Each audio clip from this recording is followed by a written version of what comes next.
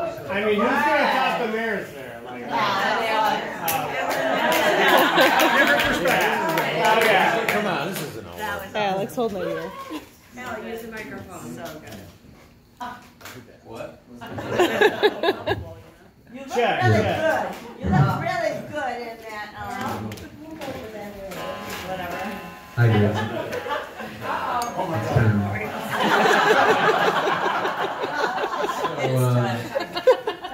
So, what is there to say about the man in blue?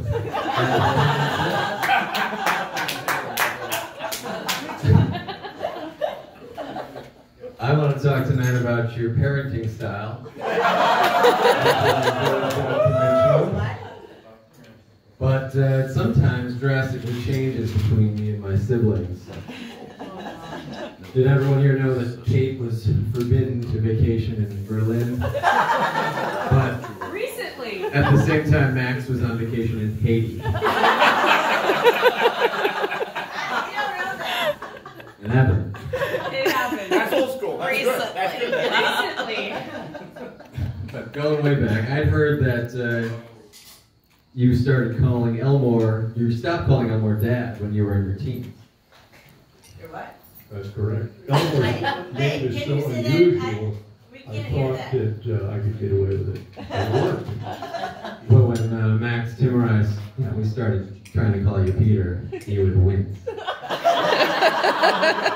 a good.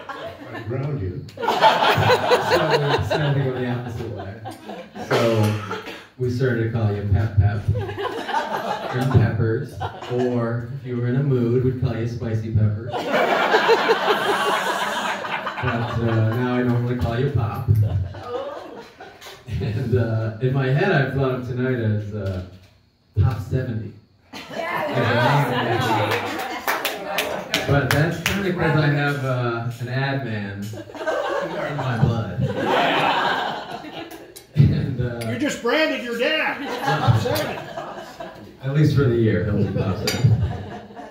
But what's funny is that some of the only straight advice you ever gave me was, don't go into advertising. And I really tried not to. Elmore gave me the same advice. So I thought, well, my dad's a writer. I'll go to art school. But what if you just switched over to that other? Okay. I went to art school, and halfway through they said, well, you can either be a starving artist or you can make a lot of money in advertising.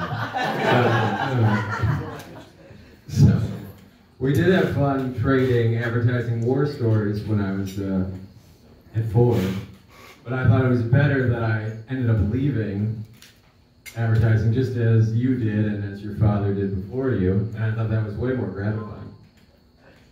And so I inherited that trait of kind of blazing your own trail that you instilled in all of us, and me and my siblings as well.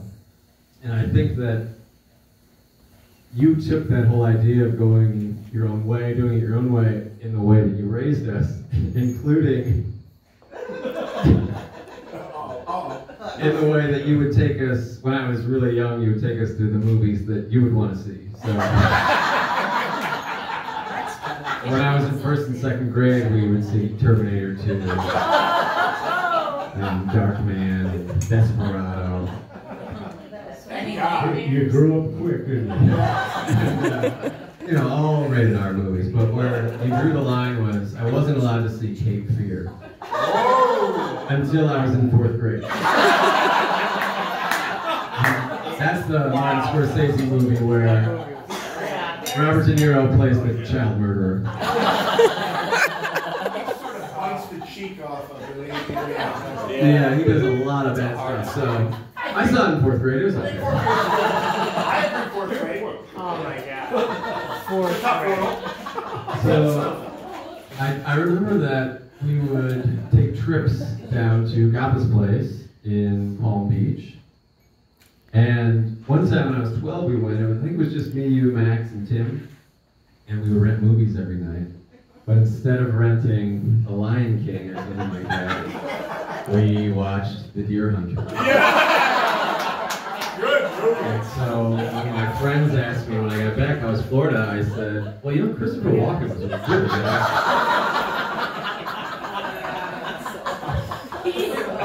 So what you're saying, you were way ahead of the game. Pretty much, yeah. It all seemed very normal to me as a child. Yeah, everyone watches Deer Hunter. It's a good movie. One best picture. Another thing is that when I was younger, you didn't really want to go to the obligation events, the Little League games and stuff. And I fully understood that. I didn't want to go either. I went to all of your Little League games. Well, I think maybe when I was quite young, but I do remember in 8th grade, I had an art showing, and you said, do I need to go to this? And I said, no. Because I'm serious. I didn't want to go either. But I think we have the same aversion to obligations. Maybe I inherited it.